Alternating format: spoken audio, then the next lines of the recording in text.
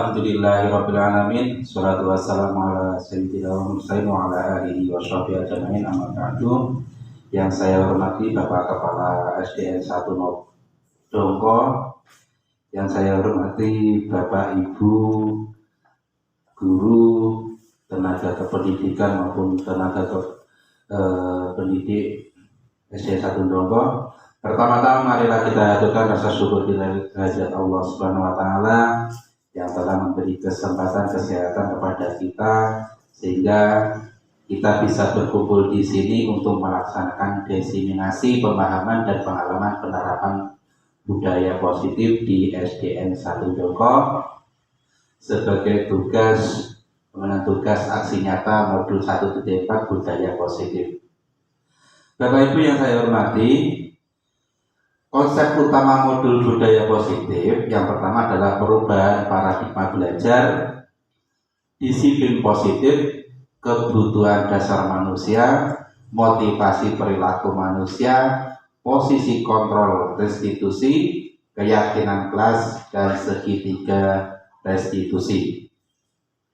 Selanjutnya, pembelajaran dengan paradigma baru, yaitu pembelajaran dengan paradigma baru dirancang berdasarkan prinsip pembelajaran yang terdiferensiasi sehingga setiap siswa belajar sesuai dengan kebutuhan dari tahap perkembangannya untuk mewujudkan profil pelajar Pancasila.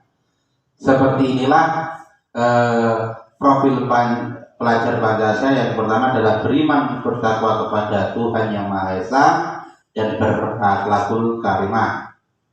Yang kedua adalah berkebinekaan global, bergotong royong, kreatif, bernalar kritis, dan mandiri.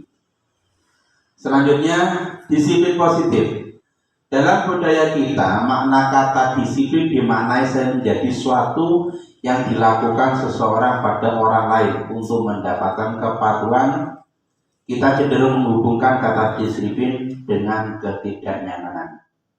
Selanjutnya, sebagai pendidik, tujuan kita adalah menciptakan anak-anak yang memiliki disiplin diri sehingga mereka bisa berperilaku dengan mengacu pada nilai-nilai kebijakan universal dan memiliki motivasi intrinsik bukan eksplisit. Selanjutnya, disiplin positif merupakan salah satu cara penerapan disiplin yang bertujuan untuk menumbuhkan kesadaran serta memberdayakan anak untuk melakukan sesuatu tanpa sogokan, ancaman, maupun hukuman. Itu tentang disiplin positif yang selama ini kita terapkan ternyata belum begitu sepenuhnya benar. Ada beberapa kebutuhan manusia. Manusia itu sendiri memiliki kebutuhan masing-masing. Yang pertama adalah bertahan hidup, antara lain makan, bekerja, dan lain sebagainya. Kasih sayang dan rasa diterima, falling in love, penguasaan, kebebasan, dan kesenangan. Itu secara emosional. Selanjutnya, motivasi perilaku manusia. Yang pertama adalah menghindari ketidaknyamanan dan hukuman. Seperti halnya kita, murid juga melakukan disiplin diri karena ia takut. Ini merupakan motivasi ekstrinsik. Jadi, murid melakukan atau menghindari ketidaknyamanan atau hukuman itu karena takut. Selanjutnya, mendapatkan imbalan atau penghargaan dari orang lain. Murid melakukan disiplin diri karena ia ingin mendapatkan imbalan. Kadang kita melakukan memberikan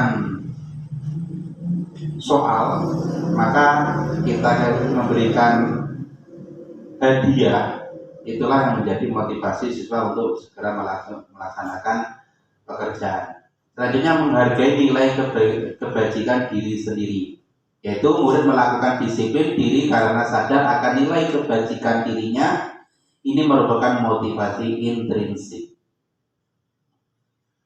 Konsep disiplin dengan identitas gagal. Yang pertama adalah hukuman, yang antara lain menyakitkan, tidak nyaman, murid takut, memaksa, murid menyembunyikan kesalahannya atau bohong, seperti tadi Pak Nono ya, Aksan menyembunyikan kesalahannya karena takut, murid menjadi rendah diri karena efek dari hukuman.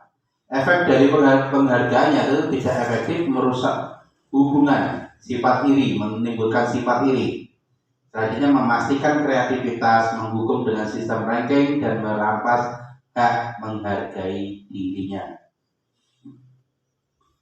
Konsep disiplin dengan identitas sukses. Yang pertama yaitu konsekuensi dan restitusi. Antara lain tentang konsekuensi, penguatan jangka pendek, perlu monitoring berkeberlanjutan, stimulus respon, murid menghormati peraturan, kehilangan waktu untuk merenungi kesalahan. Tentang restitusi, murid bertanggung jawab untuk perilakunya, fokus pada pemecahan masalah jangka panjang, murid menghormati dirinya dan orang lain. Selanjutnya teori kontrol atau dirinya memegang kontrol. Selanjutnya murid bersemangat memperbaiki kesalahan. Perbedaannya adalah contoh kasus siswa yang sering tidak mengerjakan PR. Jika ada siswa yang tidak mengerjakan PR, ketika kita beri hukuman, guru menuntut siswa tersebut hormat bendera selama 10 menit di lapang atau di dekatnya yang bendera. Selanjutnya guru marah dan murid menjadi takut. Itu tentang hukuman. Konsekuensi, guru memberikan konsekuensi untuk mengerjakan PR-nya saat istirahat atau dikerjakan sebanyak 3 kali lipat. Itu konsekuensi. Selanjutnya guru tegas dan siswa menghormati peraturan. Restitusi, guru menanyakan keyakinan kelas atau dirinya dan membantu siswa menyelesaikan masalahnya. Guru terbuka dan siswa menghormati dirinya dan orang lain. Itu tentang restitusi. Perbedaannya antara hukuman, konsekuensi, dan restitusi. Dengan contoh kasus ketika siswa sering tidak mengerjakan PR. Konsep disiplin, pendekatan restitusi, sebuah cara menanamkan disiplin positif pada murid. Yang pertama adalah pengertian restitusi. Restitusi itu apa sih? Restitusi adalah proses menciptakan kondisi bagi murid untuk memperbaiki kesalahan mereka. Tidak langsung dihukum, tapi siswa dikasih kesempatan untuk memperbaiki kesalahannya, sehingga mereka bisa kembali kepada kelompok mereka dengan karakter yang lebih kuat. Ciri-ciri restitusi yaitu bukan menebus kesalahan namun belajar dari kesalahan, yaitu memperbaiki diri, memperbaiki hubungan, tawaran bukan paksaan, menuntut untuk melihat ke dalam diri, mencari kebutuhan dasar yang mendasari tindakan. Selanjutnya menguatkan dan fokus pada situasi. Itu tentang ciri-ciri restitusi. Ada 5 posisi kontrol restitusi. Yang pertama adalah menghukum, membuat rasa bersalah, berteman, pemantauan, dan manajerial. Ini 5 posisi restitusi. Kadang kita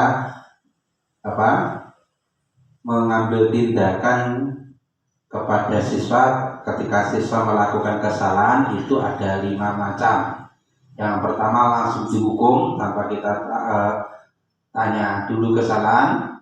Terus kadang yang kedua membuat rasa bersalah, yaitu dengan cara memojokkan, diawali dengan menginterogasi terus dipojokkan sehingga dia dipaksa untuk bersalah. Selanjutnya sebagai teman. Jadi ketika ada anak yang melakukan kesalahan, bagaimana kita menggali permasalahan tersebut dengan cara kita memposisikan diri kita sebagai teman. Selanjutnya pemantau. Jadi kesalahan itu mereka melakukan kesalahan terus diinterogasi, ditindaklanjuti dengan dipantau. Selanjutnya dengan manajerial. Ini biasanya diposisikan pada seorang kepala sekolah. Ketika guru sudah tidak bisa mengatasi permasalahan ataupun mungkin permasalahan harus mengambil keputusan besar, maka kepala sekolah lah yang harus turun tangan dengan sistem manajerial. Contoh penerapan 5 posisi kontrol siswa, contohnya adalah siswa tidak memakai atribut lengkap saat upacara bendera. Yang pertama, dengan cara seperti ini: patuhi aturan sekolah, lalu berdiri di depan barisan. Ini contoh ketika pada satu upacara. Anak-anak yang tidak memakai atribut suruh maju ke depan untuk mempertanggungjawabkan kesalahannya, yaitu tidak memakai atribut. Selanjutnya membuat merasa bersalah. Seperti ini kata-katanya: berapa kali bu guru harus memberitahu kamu? Bu guru kecewa sama kamu. Ini akhirnya anak iya ya, aku sih salah. Sebagai teman, seperti ini kata-katanya: ayolah yang tertib, Bu Rizka bangga, kali ini tidak apa-apa kamu salah, tapi lain kali jangan diulangi. Kalau pemantauan, contohnya seperti ini: kamu sudah melanggar, apa peraturan dan konsekuensinya tahu sendiri? Iya, seperti itu. Maka besok jangan diulangi, ya kan ya? Selanjutnya bagi manajerial, kata-katanya: apakah kamu tahu kesalahanmu? Kira-kira bagaimana kamu akan memperbaiki kesalahan ini? Yo, mikir dewe, piye carane? Orang biasa, yes. Itu tentang kata-kata pada saat 5 posisi kontrol. Nah, selanjutnya keyakinan kelas. Mengapa keyakinan kelas? Mengapa tidak ada peraturan kelas? Perlu diketahui bahwasanya keyakinan kelas dan peraturan kelas itu ternyata memiliki posisi yang berbeda. Kalau keyakinan kelas itu adalah dibuat oleh siswa sendiri dengan sehingga mereka meyakini bahwasanya itu adalah peraturan yang harus dijalankan. Kalau peraturan kelas itu biasanya yang membuat adalah wali kelas itu sendiri. Yang pertama, mengapa kita memiliki peraturan tentang penggunaan helm pada saat mengendarai kendaraan bermotor? Mengapa kita memiliki peraturan tentang menggunakan penggunaan masker dan cuci tangan setiap saat? Contohnya,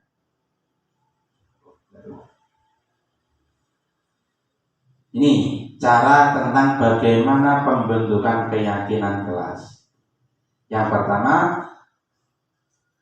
lebih abstrak dari peraturan. Jadi ini bedanya, lebih abstrak daripada peraturan. Yang kedua, berupa pernyataan universal, terus dibuat dalam bentuk positif. Jadi kalau keyakinan kelas itu tidak boleh ada kata dilarang, itu tidak boleh. Jadi dihilangkan sehingga membentuk kata-kata yang positif. Selanjutnya, sedikit saja agar mudah dimengerti. Gak usah kayak seket peraturan, itu malah tidak efektif. Selanjutnya, sesuai dengan kondisi kelas dan sekolah agar mudah diterapkan. Selanjutnya, semua warga kelas sekolah dilibatkan saat membuat, tidak dari sekolah atau dari bapak ibu guru sendiri, tapi juga semua warga kelas dilibatkan. Ini namanya segitiga restitusi, bukan segitiga biru atau merah, tapi segitiga restitusi. Yang pertama adalah menstabilkan identitas. Kita semua akan melakukan hal yang terbaik yang bisa kita lakukan. Selanjutnya, memvalidasi tindakan yang salah, semua perilaku memiliki kesalahan. Menanyakan keyakinan. Kita semua memiliki motivasi internal dalam kehidupan masing-masing. Bapak Ibu, dalam penerapan program positif disiplin positif, hendaknya guru memiliki standar kepribadian antara lain standar profesional dan memiliki sosial yang baik, di mana guru mampu berefleksi pada posisi kontrolnya saat ini, bagaimana perjalanan dirinya sebagai seorang among atau guru. Posisi manajer yang menuntut murid-murid menjadi insan yang mandiri, merdeka, dan bertanggung jawab. Itu ketika kita akan melakukan mengimplementasikan budaya positif, disiplin positif. Maka sebelum anak-anak atau murid kita yang disuruh melakukan disiplin positif, maka kita sendiri yang harus memiliki standar kepribadian profesional dan sosial yang baik. Artinya berangkat dari diri kita, seperti apa yang disampaikan Ki Hajar Dewantara, ing ngarsa sun tulodo, ing madya mangkoso, tuh duri handa ya. Mungkin itu Bapak Ibu yang bisa kami sampaikan tentang disiplin positif, diseminasi disiplin positif. Semoga apa yang bisa saya sampaikan bermanfaat dan bisa kita terapkan dalam kehidupan sehari-hari dan dalam proses pembelajaran. Demikian saya akhiri. Wallahu muwaffiq ila aqwamit thoriq. Wassalamualaikum warahmatullahi wabarakatuh.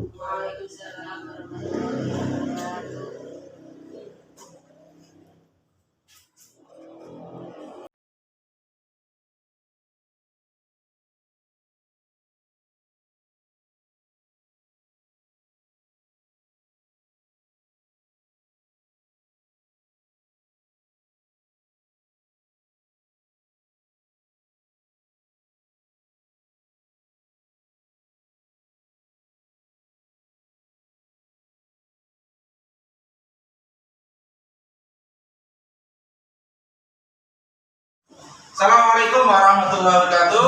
Waalaikumsalam warahmatullahi wabarakatuh. Alhamdulillah pada kesempatan kali ini kita bisa bertemu lagi. Oke, dalam keadaan sehat ya. Bagaimana kabarnya hari ini?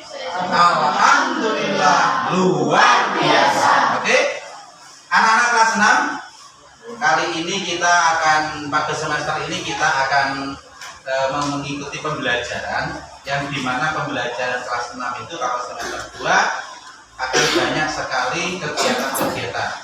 Maka untuk itu kita harus mengefektifkan waktu agar pembelajaran di semester 2 itu lebih efektif.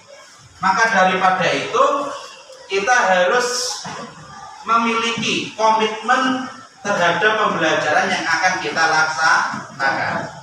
Maka daripada itu kita harus membentuk yang namanya komitmen kelas, di mana komitmen kelas itu harus kalian bikin sendiri, baik itu harapannya nanti seperti apa dan juga kesepakatan kelas tentang larangan-larangan yang tidak boleh dilaksanakan pada waktu pembelajaran. Paham ya? Nah, maka daripada itu saya punya kertas yang warna-warni ini, nanti silahkan ditempelkan, ditulis di kertas ini, selanjutnya ditempel di kertas yang ada di depan. Untuk yang ada di sebelah kiri itu silakan kanan kalian ini silakan tuliskan harapannya. Terus yang sebelah sini silakan dituliskan larangan-larangan yang tidak boleh dilaksanakan pada saat proses pembelajaran. Paham ya? Oke. Silakan ditulis pakai pensil, nanti kalau sudah silakan maju ke depan untuk minta perekat untuk ditempel sebagai alat penempel di depan. Oke, ya? Silakan sekarang nulis yang harapannya saja dulu. Nanti yang larangan yang kertas selanjutnya.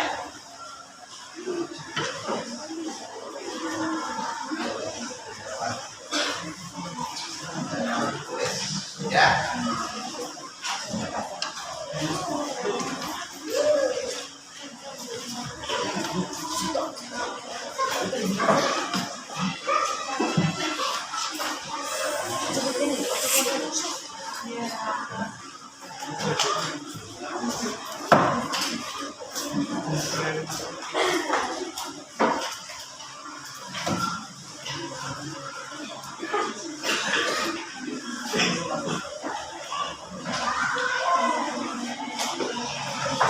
Apakah harapan kalian bisa menuntaskan pembelajaran semester 2 ini dengan tepat waktu atau bisa meningkatkan materi-materi pembelajaran yang belum tuntas? Contohnya di semester 1 kemarin ada materi yang belum tuntas, maka bisa diselesaikan di semester 2. Seperti itu ya. Apakah harapannya lebih siap lagi untuk menghadapi UAS BN? Silakan ditulis harapannya.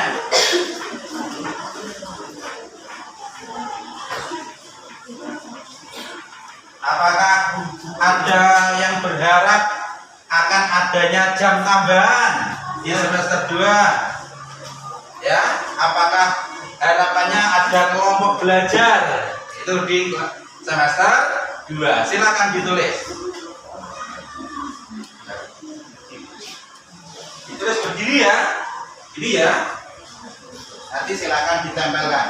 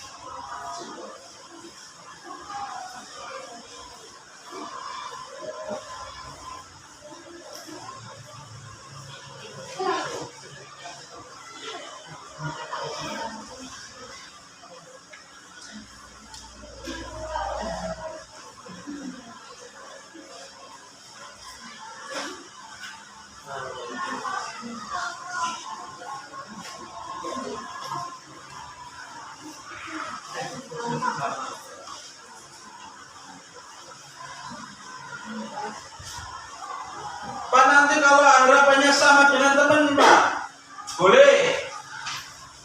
Tapi kan karena memiliki harapan masing-masing, kalau sama ya nggak apa-apa.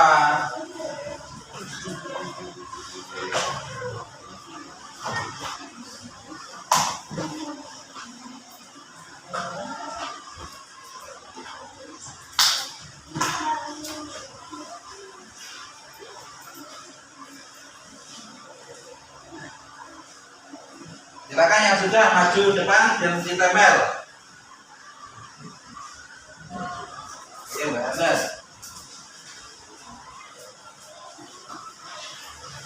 Ambil satu tempel.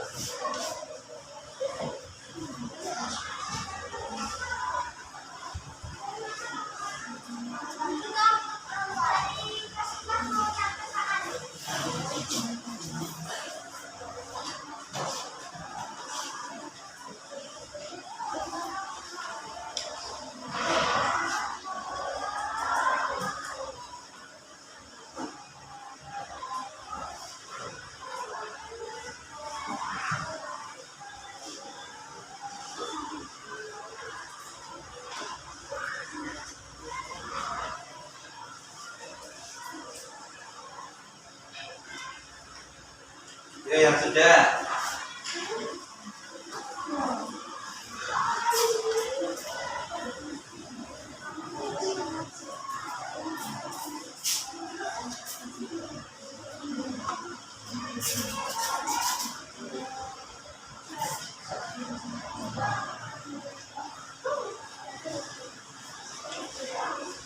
Ya bahasanya maju.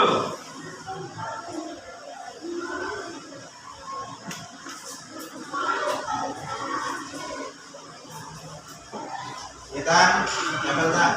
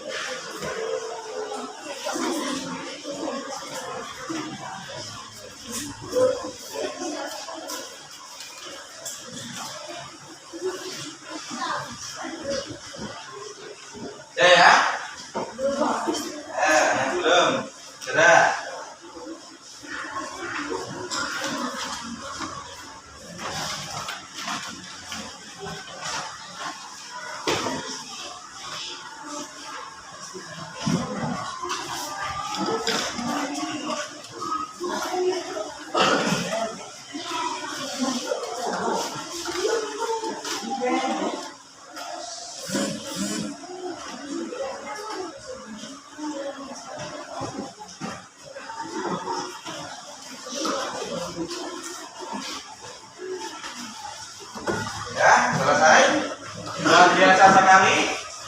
Banyak harapan yang sudah ditulis.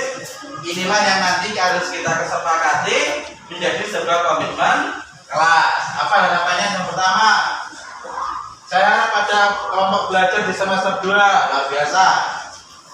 Harapan saya di semester 2 saya ingin nilai saya lebih tinggi dari semester sebelumnya. Dan saya harap saya lebih pintar mata pelajaran matematika luar biasa. Ini contoh tentang harapan-harapan yang ingin kalian raih di semester 2. Selanjutnya, kita juga harus memiliki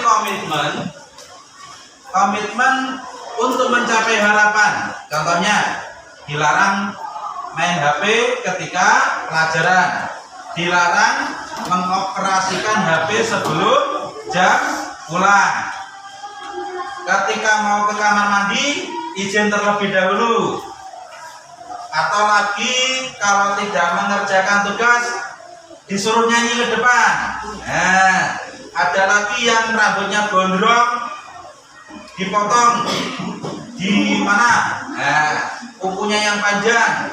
Apakah di kelas harus melepas jaket? Itu boleh, nanti kalian tulis komitmen seperti itu di kertas ini, terus ditempelkan di bagian yang sebelah kanan. Oke, ini adalah komitmen yang harus kalian laksanakan. Oke, silakan ditulis lagi.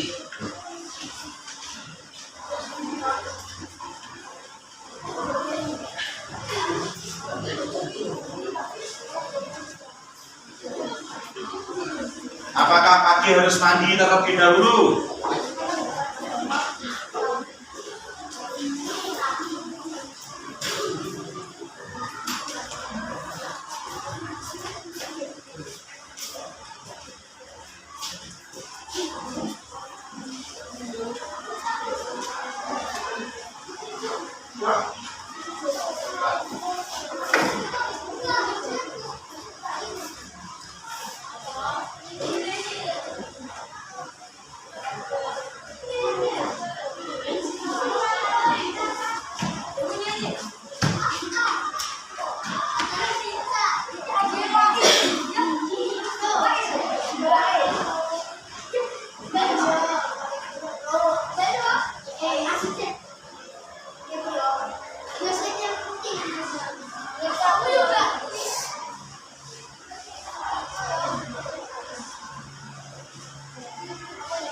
Maka harus datang 15 menit sebelum pembelajaran.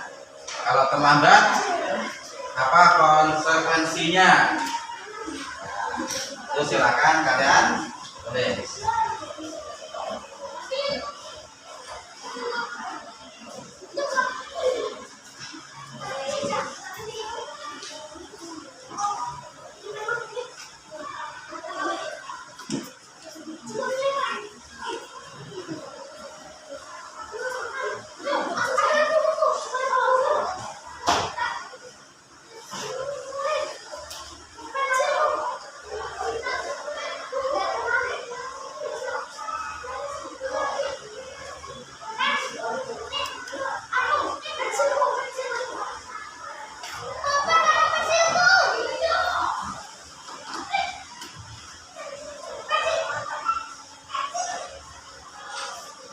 Ya.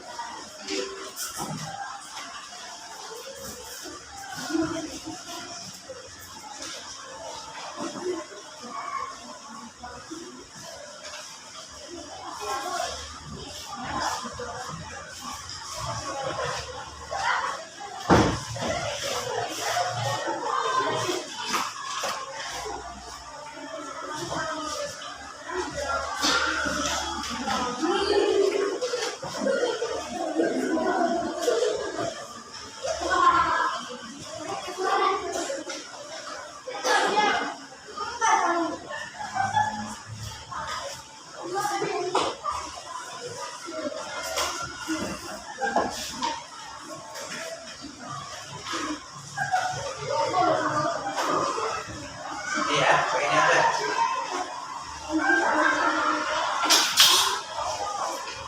Yang mau nempel, silakan. Pakai lem.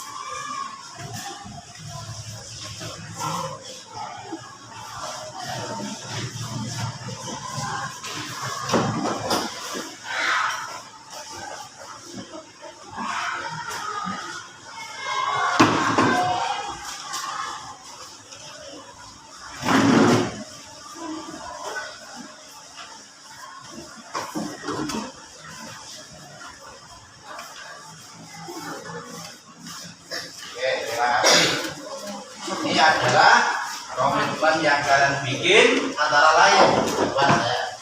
Dilarang bermain HP saat pelajaran, dilarang beli di saat bel sudah berbunyi, mahasiswa harus masuk ke dalam kelas. Jangan berbicara di saat jam pelajaran. Artinya pada saat disampaikan materi, kalian harus memperhatikan, nggak boleh berbicara sendiri. Tidak bermain HP, tidak boleh berbicara saat guru menjelaskan. Saat pembelajaran berlangsung jangan berbicara sendiri atau bermain. Dimohon saat di dalam kelas jaket dilepas. Saat ingin ke kamar mandi izin. Di dalam kelas dimohon sepatu digunakan. Terus ini adalah kesepakatan yang kalian sendiri yang membuat, dan kalianlah yang juga akan melaksanakan. Jadi kalau kalian sudah membuat komitmen seperti ini, maka inilah harus kalian laksanakan sendiri di dalam proses pembelajaran.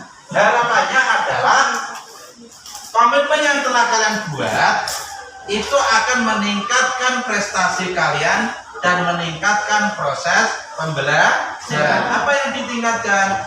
Yaitu kualitas. Tujuannya apa? Untuk mencapai target pembelajaran yang ingin dicapai. Paham ya? Semuanya paham? Jadi setiap komitmen yang kalian buat harus memiliki konsekuensi atau resiko. Jadi ketika melanggar peraturan ini, maka kalian harus siap menerima hukuman atau punishment yang ingin disampaikan oleh kesepakatan kelas itu sendiri. Paham ya? Nah, terima kasih untuk hari ini komitmen kelasnya yang kita buat.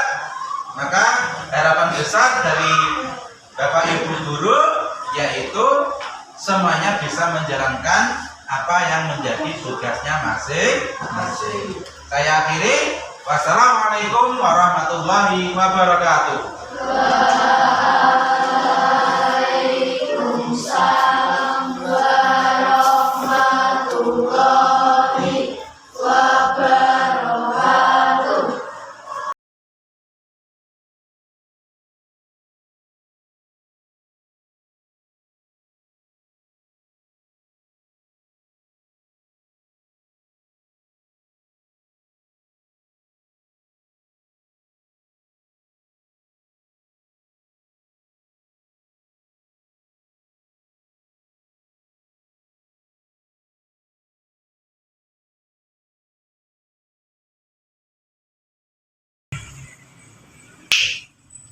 Assalamualaikum. Waalaikumsalam. Loh, Mas Hasan. Sehat Mas? Alhamdulillah. Ini tadi dari kelas ya? Ya, dari kelas. Sudah sarapan? Sampun. Sudah. Sudah. Alhamdulillah Mas Hasan. Mas Hasan, hari ini kamu dipanggil disuruh menghadap alim. Kira-kira tahu kesalahannya apa? Tidak. Oh tidak. Ini dapat katanya teman-temanmu itu kamu katanya kalau ke sekolah bawa motor ya? Iya, Pak. Bawa motor apa sudah waktunya boleh bawa motor? Belum. Tahu kamu ya memang kalau belum waktunya bawa motor ya? Nah, loh, tapi kamu kok bawa motor itu apa? Karena orang tua itu di rumah Sibuk. Terus saya diizinin untuk membawa sepeda sendiri. Oh, boleh bawa motor sendiri. Oh gitu. Terus kira-kira kalau sibuk itu apa nggak ada waktu untuk ngantar sekolah gitu Mas? Tidak ada, Pak. Tidak ada. Pagi udah berangkat kerja. Iya. Nanti pulang juga sore gitu ya. Gini Mas Hasan ya. Memang usia sekolah dasar belum waktunya bawa motor karena memang belum mendapat izin dari kepolisian. Yang kedua memang sangat rawan kecelakaan. Maka daripada itu untuk bawa motor Mas Hasan belum diizinkan terlebih dahulu. Nanti kita akan mencari solusi, yaitu dengan berkomunikasi dengan orang tua Mas Hasan. Bagaimana, apakah nanti ada fasilitas antar jemput dari sekolah yang dimana nanti Mas Hasan tidak lagi membawa motor untuk keselamatan Mas Hasan. Ngerti ya? Jadi nanti disampaikan kepada orang tua Mas Hasan untuk tidak bawa motor terlebih dahulu karena belum waktunya, karena rawan sekali dengan kecelakaan. Jadi nanti kita berkomunikasi bahwa di keyakinan kelas itu kalau anak belum waktunya membawa kendaraan, belum boleh membawa kendaraan bermotor karena itu melanggar tata tertib, 1 tata tertib sekolah, 2 tata tertib kepolisian. Jadi belum boleh karena belum memiliki surat izin mengemudi atau SIM. Itu Mas Hasan ya. Jadi nanti apakah ada fasilitas dari sekolah untuk antar jemput Mas Hasan? Gitu ya. Oke, nanti saya komunikasi. Terima kasih Mas Hasan. Oke. Ya.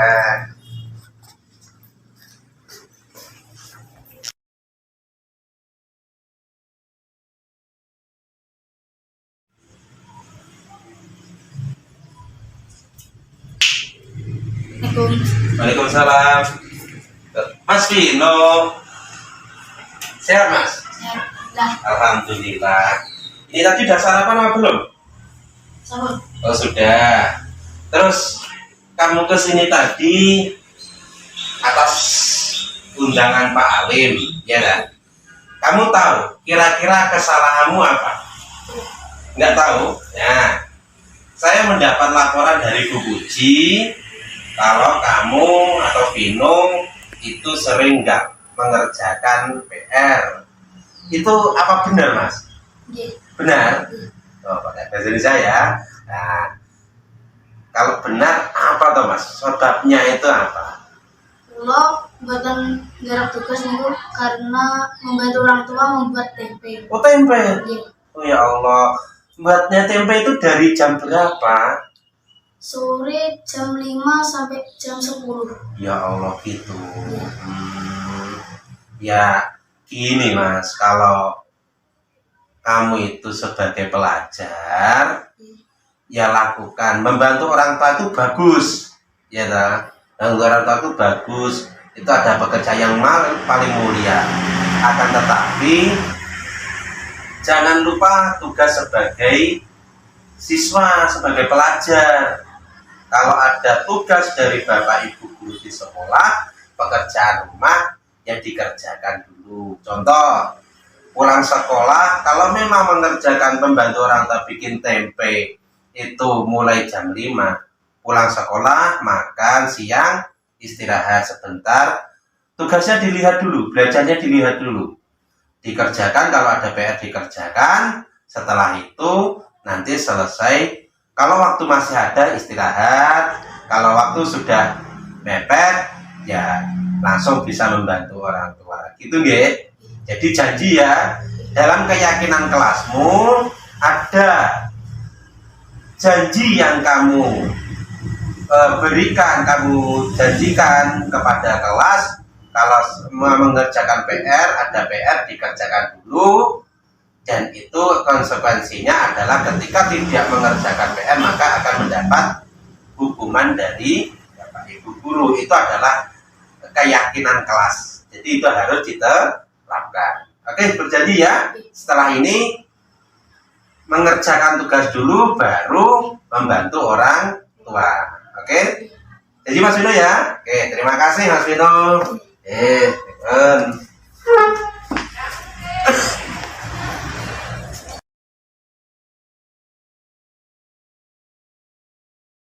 Hasan, setelah saya konsultasi dengan Pak Alim, saya tidak membawa motor lagi ke sekolah. Vino, berkat arahan Pak Alim, saya akan belajar mengatur waktu.